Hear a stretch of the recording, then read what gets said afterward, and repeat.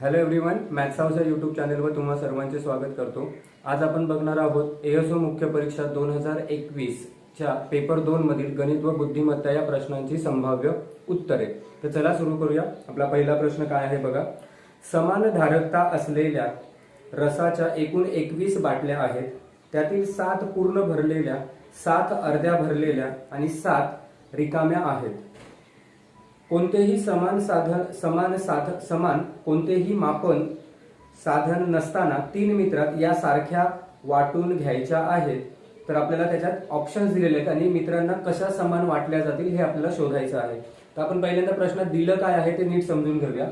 त्यांनी सांगितलेलं आहे आपल्याला 7 पूर्ण, 7 अर्ध्या आणि 7 रिकाम्या.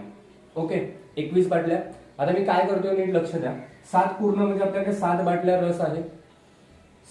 7 अर्ध्या आहेत. 7 अर्ध्याला जर मी पूर्ण बाटल्यांमध्ये रूपांतर करायला गेलो तर 6 बाटल्या मिळून 3 बाटल्या भरणार. अर्ध्या अर्ध्या 2 अर्ध्या एकत्र केली की 1 पूर्ण बाटली भरणार. असं 7 अर्ध्याच्या किती बाटल्या होणार तर 3 आणि अर्धी बाटली. 3 बाटल्या पूर्ण भरणार आणि 1 अर्धी राहणार. म्हणजे एकूण, आणि ह्या रिकाम्याच आहेत. याचा अर्थ सध्या एकूण माझ्याकडे रस किती आहे तर 10.5 बाटल्या काय आहे रस आहे. 10.5 बाटल्या. ठीक आहे. आता ऑप्शन्स मध्ये बघूया आपल्याला याचं उत्तर कसं काढता येईल. आता एकूण रस किती आहे 10.5 बाटल्या. बघा पहिलं काय दिलंय. प्रत्येकाला रसाने भरलेल्या 2 बाटल्या, रिकाम्या 2 बाटल्या व अर्ध्या 2 बाटल्या मिळतील. आता बघा पहिल्या ऑप्शन मध्ये त्यांनी सांगितलंय 2 भरलेल्या म्हणजे किती बाटल्या होणार 6 बाटल्या होणार आणि 2 अर्ध्या बाटल्या मिळतात प्रत्येकाला म्हणजे 3 जणांच्या 3 बाटल्या होणार. तर एकूण रस किती झाला 9. आपल्याला एकूण रस किती पाहिजे 10.5 बाटल्या पाहिजे म्हणजे हे येणार नाही. दुसरा ऑप्शन प्रत्येकाला प्रत्येक प्रकारच्या 2 बाटल्या मिळतील आणि प्रत्येकी एका प्रकारची 1 बाटली स्वीकारावी लागेल. म्हणजे यांचं असं म्हणणं आहे की प्रत्येकाला प्रत्येकातल्या 2 बाटल्या मिळणार म्हणजे यातली 2, यातल्या 2, यातल्या 2. जर सपोज एखाद्याला पूर्ण भरलेल्या 2 बाटल्या भेटल्या तर 2, यातल्या 2 बाटल्या भेटल्या तर 3 होणार. ठीक आहे. प्रत्येकाला 3 बाटल्या रस, इथे 2 भेटल्या तर किती होणार 1 होते. सो जर समजा 1 + 1 ह्या 2 होणार. अर्ध्या अर्ध्या आहेत ना.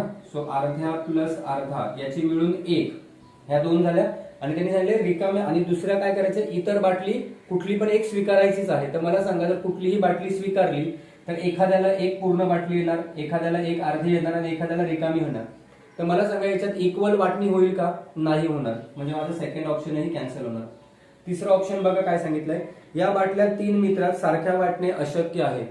हा पण ऑप्शन बाद होणार. आता बघूयात चौथं ऑप्शन आपलं उत्तर कसं असणार आहे. बघा काय सांगितलंय. प्रत्येकाला रसाने भरलेल्या 3 बाटल्या, 3 रिकाम्या आणि 1 रसाने भरलेली निम्मी भरलेली बाटली मिळणार. बघूया.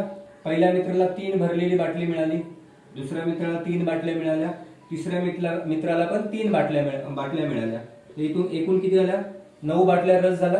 बघा 9 बाटल्या, 7 आणि यातले 7 तर गेले 3-3 मध्ये आणि यातले पण त्याच्या 2 बाटल्या इकडे आल्या. सो राहिल्या किती सध्या 1.5 बाटली रस बाकी आहे.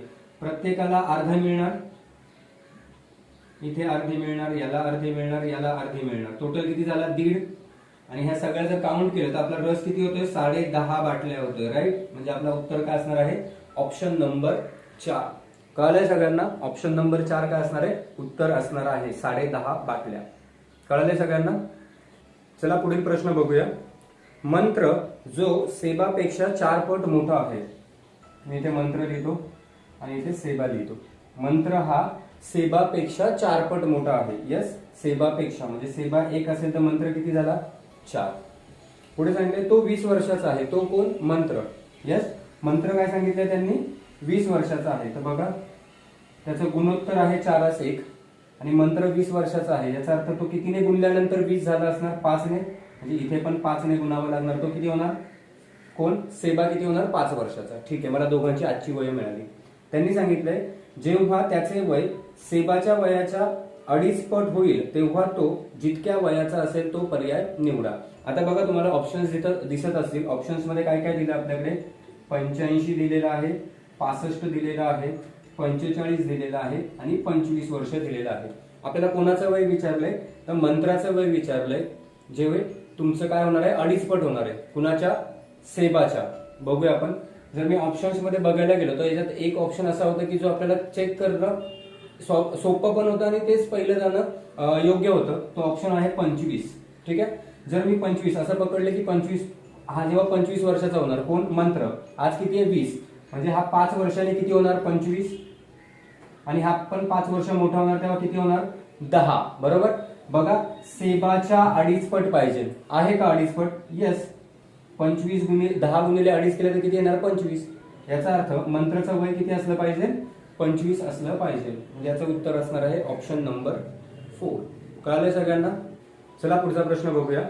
जेव्हा मुलगा त्याच्या नेहमीच्या गतीच्या 5/7 गतीने जातो तेव्हा तो शाळेत 6 मिनिटे उशिरा पोहोचतो.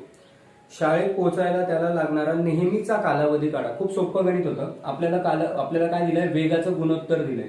म्हणजे तो जाताना आज किती जातोय 5 जातोय, बट नेहमी किती जातो, नेहमी जातो 7 ने, आणि आज किती जातोय तो 5 या वेगाने गेलाय. गुणोत्तर दिलंय 5/7. ठीक आहे. पुढे सांगितलंय पण जेव्हा तो नेहमी 7 या वेगाने जातो, आज काय झालाय तो 5 या वेगाने गेला. याचा अर्थ काय केलं त्याने वेग कमी केला. याचा अर्थ पोहोचायला वेळ जास्त लागणार, आणि तो आपल्याला क्वेश्चन मध्ये काय दिलाय 6 मिनिटं जास्त लागणार. मग मी थोडासा विचार केला की ओके वेग काय झालाय 2 ने कमी झालाय. 2 म्हणजे 6, याचा अर्थ 1 म्हणजे किती येणार 3. यस 1 म्हणजे 3. आता हे काय दिलंय रे आपल्याला वेग दिलाय. एक गोष्ट नेहमी लक्षात ठेवायची, वेग हा वेळेच्या काय असतो व्यस्तानुपाती असतो. यस. आता इथे जर मी वेळ काढायला गेलो, जर नेहमीप्रमाणे यांचं काय असणार व्यस्तानुपाती, मग याचा नेहमीचा वेळ किती लागणार 5, आणि याचा नेहमीचा वेग किती असणार, वेळ किती लागणार याला इथे 7 लागणार व्यस्तानुपाती. यस. आणि आपल्याला आता काय विचारलंय वेळ विचारले. एक पार्ट म्हणजे किती आलाय 3 मिनिट.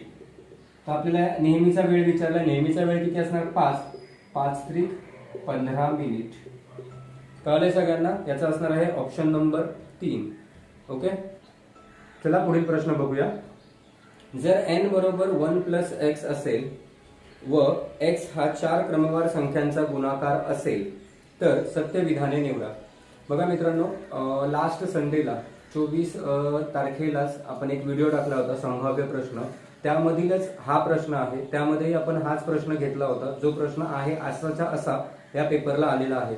तो संभाव्य प्रश्नची जी काय आपण सिरीज चालू केलेली आहे त्यातील व्हिडिओ बघा, जेणेकरून तुम्हाला येणाऱ्या परीक्षांमध्ये फायदा होईल. बघूया हा प्रश्न काय होता. n बरोबर 1 + x, आणि x काय आहे तर 4 संख्यांचा गुणाकार. ठीक आहे, 4 संख्यांचा गुणाकार. आता इथे प्रश्न पडतो की ह्या 4 संख्या कोणत्या, तर त्यांनी सांगितलंय क्रमवार धनसंख्या. ठीक आहे. मग क्रमवार संख्या तुम्ही कोणत्याही घेऊ शकता, बट मी अशा वेळी सजेस्ट करेल की जेव्हा आपल्याला काही अजम्पशन करायचं असतं तेव्हा नेहमी संख्या लहानात लहान घ्यायच्या. मग मी इथे एक काम करतो, संख्या लहानात लहान घेतो. 1, 2, 3 आणि 4 क्रमवार संख्या आहे, त्याला त्यांचा गुणाकार करतो. 2 के 2, 2 त्रिक 6 आणि 6 चोक 24. म्हणजे माझी 24 काय झाली तर x ची व्हॅल्यू आली. मी ती x ची व्हॅल्यू इथे पुट करतो.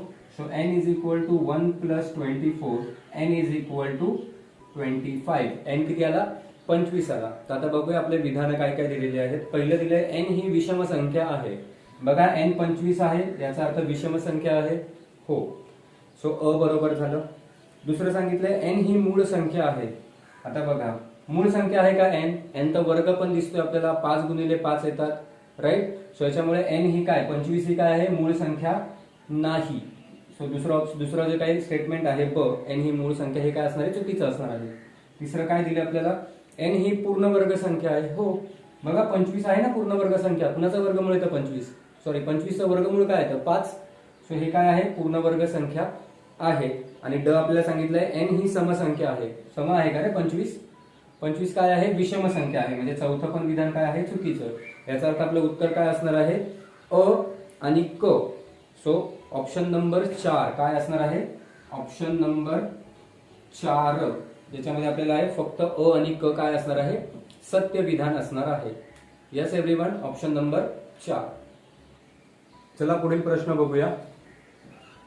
पुढे प्रत्येकी 3 विधाने समाविष्ट असलेले 4 युक्तिवाद दिलेले आहेत.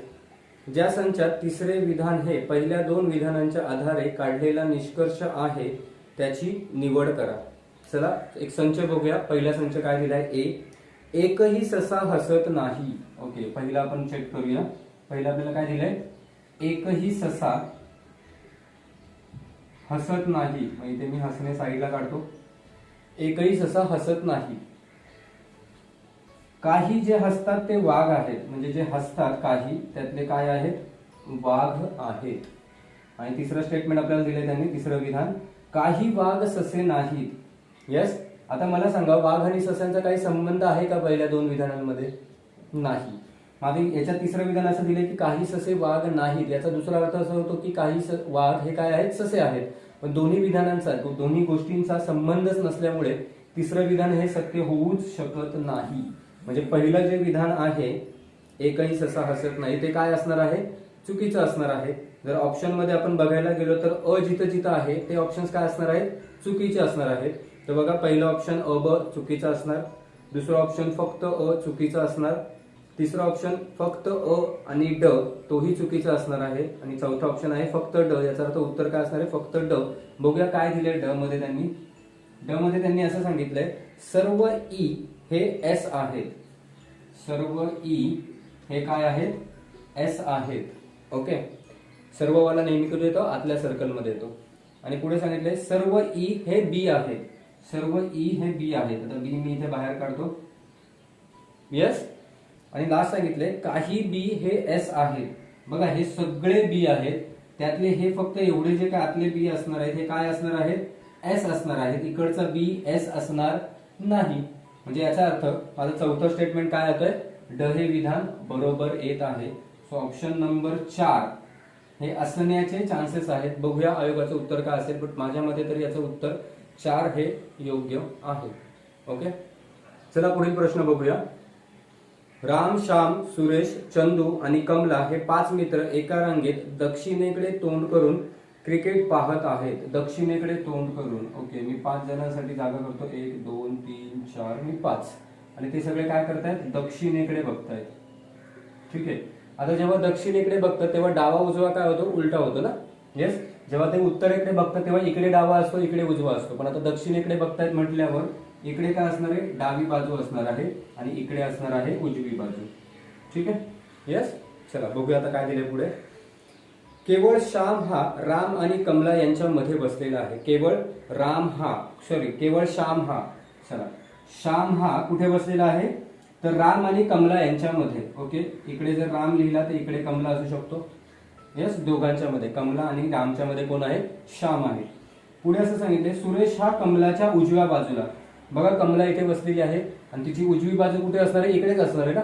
मग कमलाच्या उजव्या बाजूला कोण बसलेला आहे, सुरेश बसलेला आहे. यस. सुरेश बसलेला आहे. पुढे सांगितलेलं आहे, चंदू रामच्या डाव्या बाजूला लागूनच बसलेला आहे. बघा, राम इथे डावी बाजू इकडे, रामच्या डाव्या बाजूला कोण आहे, चंदू बसलेला आहे. ओके. यस. झाली सिटिंग अरेंजमेंट. 5 जण बसले, याचा अर्थ इकडे कोण आहे, सुरेश, इकडे आहे कमला, इथे आहे तुमचा श्याम.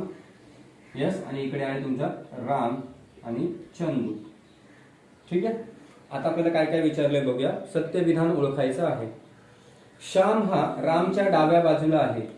श्याम हा रामच्या डाव्या बाजूला. आता डावी बाजू असणार आहे का ही, नाही. ही बाजू कोणती आहे, उजवी बाजू आहे. म्हणजे पहिलं विधान जे आहे ते काय आहे, चुकीचं आहे. दुसरं विधान बघा काय दिलंय आपल्याला. दुसऱ्या विधानात असं सांगितलंय, चंदू कमलाच्या डाव्या बाजूला तिसरा आहे. बघा, चंदू कमलाच्या कुठल्या बाजूला, डाव्या बाजूला तिसरा. बघा, कमलाची डावी बाजू आणि चंदू तिसरा आहे का, बघा, 1 2 आणि 3. यस. चंदू कितवा आहे, तिसरा आहे. याचा अर्थ दुसरं विधान काय असणार आहे माझं, योग्य असणार आहे. कळालं. याचं काय असणार आहे, योग्य विधान सेकंड ऑप्शन. उत्तर आहे आपलं ऑप्शन नंबर 2. कळालंय सगळ्यांना. दक्षिण जेव्हा बघतात तेव्हा डावी उजवी चेंज होते, हे लक्षात ठेवा. ओके. पुढील प्रश्न बघूया. महाविद्यालयातील कला पदवीधराचे विज्ञान पदवीधरांशी असलेले गुणोत्तर किती दिले, 3:2. कला म्हणजे आर्ट्स आणि सायन्स यांचं गुणोत्तर दिले आपल्याला 3:2. ओके. जर 20% कला पदवीधर आणि 25% विज्ञान पदवीधर पुढील शिक्षणासाठी पात्र ठरले आहेत, तर पात्र नसलेल्यांची टक्केवारी काढा. सोपं गणित आहे. बघा, आर्ट्स आणि सायन्सचा आपल्याला काय दिलाय, रेशो दिलाय 3:2. आपण पहिल्यांदा काउंट अज्युम करूया काहीतरी. मी अज्युम करतो इथे 100 ने गुणतो, इथे 100, सो 300 विद्यार्थी आर्ट्सचे, 200 विद्यार्थी सायन्सचे. त्यांनी सांगितले 20%, 20% कलाचे पास झाले. याचे 20% किती येणार? 20% येणार 60. हे काय झाले? पुढील शिक्षणासाठी पात्र झालेले आहेत. इथे किती सांगितले? सायन्सचे 25%, राईट, 25%. सो याचे 25% किती येणार? 50. बरोबर. टोटल किती आहेत पुढच्या शिक्षणासाठी पात्र? 110. किती पैकी? टोटल किती आहेत आपल्याकडे? 500. 500 पैकी 110 काय आहेत? पात्र आहेत. तर आपल्याला विचारले पात्र नसलेल्यांची संख्या. ओके, चला टक्केवारी. स्वतः 110 पात्र आहेत आउट ऑफ 500. तर किती पात्र नाहीत? तर 390 हे पात्र नाहीत. किती पैकी? 500 पैकी. आणि टक्केवारी काढायची आहे. 2 शून्य गेले, 2 शून्य गेले, 5 एके 5, 5 7 35, राहिले 4, 5 8 40. म्हणजे पात्र नसलेल्यांची टक्केवारी किती असणार आहे? 78%. कळले सगळ्यांना? याचा असणार आहे ऑप्शन नंबर 4. चला पुढील प्रश्न बघूया. सांकेतिक भाषेत ब्ल्यू या शब्दाचा संकेत कोणता आहे? या प्रश्नासंदर्भात दिलेल्या पुढील विधेचा पुरेपणा निश्चित करा. विधाने बघा काय दिलेले आहेत. एका सांकेतिक भाषेत C water is blue, C water is blue, आणि त्यासाठी त्यांनी कोड आपल्याला दिलेला आहे ERPITHDY. ओके. आणि नेक्स्ट दिलेला आहे second, sky is clearly blue, sky is clearly blue. ठीक आहे. ह्याच्यासाठी त्यांनी काय दिलेलं आहे आपल्याला? DYTHHA आणि CB. आपल्याला काय करायचं आहे? तर ब्ल्यू या शब्दासाठी, या ब्ल्यू साठी कुठला सांकेतिक शब्द आहे ते ओळखायचं आहे का, आणि मग कुठल्या विधानावरून त्याची पूर्तता होते ते बघायचं आहे. तर बघा, पहिली तर गोष्ट, या दोन्ही वाक्यांमध्ये कुठले दोन वर्ड समान दिसतात आपल्याला? इज आणि ब्ल्यू दिसतोय. याचा अर्थ इथे पण आपल्याला दोन कोड काय असणार आहेत? समान असणार आहेत. सो कुठले दोन कोड दिसतात बघा? DY आणि त्यानंतर आपल्याला दिसतोय TH आणि TH. आता इथे मला एवढं तर कळतंय की इज आणि ब्ल्यू साठी एक तर TH किंवा डाय असणार, DY असणार आहे. सो मी एक्झॅक्टली इथे सांगू शकतो का की ए म्हणजे ब्ल्यू साठी कुठलं असणार आहे? नाही सांगू शकत, राईट. म्हणजे माझं अविधान ए आणि बी ही दोन्ही विधानं काय आहेत? पुरेशी नाहीत. म्हणून आपलं उत्तर काय असणार आहे? Option number 4. ऑप्शन नंबर 4 काय आहे? अ आणि ब दोन्हीही पुरेशी नाहीत. कारण आपण इज आणि ब्ल्यू मध्ये एक्झॅक्टली सांगू शकत नाही की TH असेल की DY असेल, राईट. त्याच्यामुळे यामध्ये ऑप्शन असणार आहे ऑप्शन नंबर 4. चला पुढील प्रश्न बघूया. खालील आकृतीत प्रश्नचिन्हाच्या जागी संख्या शोधा. बघा, खूप सोपा प्रश्न होता. काय दिलेलं आहे आपल्याला? संख्या. जर आपल्याला एक लेफ्ट साईडचा, डाव्या साईडचा जर कोपरा बघितला तर आपल्याला काय दिसतंय? 8, 11 आणि इथे 27 दिसत आहेत. बरोबर. तर इथे काय केलेलं आहे? 8 आणि 11चा फरक किती येतो? 3चा, आणि 3चा घन किती असणार आहे? तर 27. बरोबर. म्हणजे बाहेरील दोन संख्यांचा जो काही फरक असणार आहे त्याचा घन कुठे दिला आपल्याला? आतमध्ये दिलेला आहे. तर चला बघूया आपल्याला प्रश्नचिन्हात काय दिलेलं आहे. इथे 5 दिलेला आहे, इथे 3 दिलेला आहे, आणि इथे संख्या कोणती असणार असं विचारलेलं आहे. तर 5 आणि 3 यांचा फरक किती येतो? 2, आणि 2चा घन किती येतो? तर 8. म्हणजे इकडे उत्तर असणार आहे ऑप्शन नंबर 4, 8. कळाले सगळ्यांना? ऑप्शन नंबर 4 उत्तर असणार आहे 8. 5 आणि 3चा फरक आणि फरकाचा घन. चला पुढील प्रश्न बघूया. काय दिलं आपल्याला? नातेसंबंधाचा आहे. A प्लस B चा अर्थ होतो A ही बहीण आहे. A प्लस B म्हणजे ही कोण आहे? बहीण. बहीण कोण असणार आहे? तर पहिली बहीण असणार. बरोबर. म्हणजे फर्स्ट पर्सन आहे फिमेल, A बहीण. दुसरा अर्थ सांगितलेला आहे A इंटू A गुणिले B. त्याच्यामध्ये गुणिले काय सांगितले? बायको सांगितली आहे. काय? बायको. कोण? पहिली. जी कोण पहिली व्यक्ती असणार ती बायको असणार आहे. नंतर सांगितलंय A भागिले B. याचा अर्थ काय सांगितले? वडील. म्हणजे वडील कोण असणार आहे? तर पहिली व्यक्ती जी असणार आहे ती काय असणार आहे? वडील असणार आहे. आणि चौथा याचं सांगितलंय A वजा B. A वजाला काय सांगितलेलं आहे? भाऊ सांगितलेला आहे. काय सांगितलेलं आहे? भाऊ. कोण? पहिला व्यक्ती. आपल्याला सांगितलं आहे तर टी ही टीची मुलगी आहे. टी ही इथे लिहितो मी. टी ही मुलगी म्हणजे फिमेल. कुणाची? पीची. पीचं जेंडर माहिती आहे का? पी आई आहे की वडील? काहीच माहिती नाही. पण पीची मुलगी कोण पाहिजे? टी पाहिजे. आणि मुलगी म्हणून इथे आपण फिमेल लिहिलंय. तर चला आपल्याकडे फिमेल कधी कधी मिळतात बघा. जर प्लस असेल तर त्याच्या आधीची व्यक्ती फिमेल असते, आणि गुणिले असेल तर त्याच्या आधीची व्यक्ती फिमेल असते. बरोबर. जर गुणिले आला तर ती बायको होणार आहे, प्लस आला तर ती बहीण होणार आहे. बरोबर. मग आपण जरा बघूया की आपल्याला असं पाहिजे की टीच्या प्लसच्या आधी कोण पाहिजे, टी पाहिजे, प्लसच्या आधी टी, तर ती बहीण होणार कोणाची तरी. तर आपल्याला असं दिसतंय का, जर आपण ऑप्शन नंबर 1 बघितला तर त्याच्यात आपल्याला असं दिसतंय की टीच्या नंतर काहीतरी साईन असेल तर आपण जेंडर स्पेसिफाय करू शकतो. इथे टीच्या नंतर साईनच दिलेलं नाही, त्याच्यामुळे त्याचा जेंडरच कळणार नाही आपल्याला, स्त्री आहे की पुरुष आहे, राईट. त्याच्यामुळे पहिला ऑप्शन चुकीचा होणार आहे. दुसरं बघा, इथे ब्लड रिलेशन पूर्ण काढायची गरज नाही. दुसरं याच्यात सांगितलेलं आहे आपल्याला टीच्या आधी आपल्याला सांगितलेलं आहे मायनस, ओके, आणि टीच्या नंतर सांगितलेलं आहे प्लस. बघा आपल्याला टीच्या नंतर काय पाहिजे, प्लस पाहिजे, म्हणजे ती कुणाची तरी बहीण होणं गरजेचं आहे. बहीण झाली तर पुढे होणारच आहे, नो डाऊट.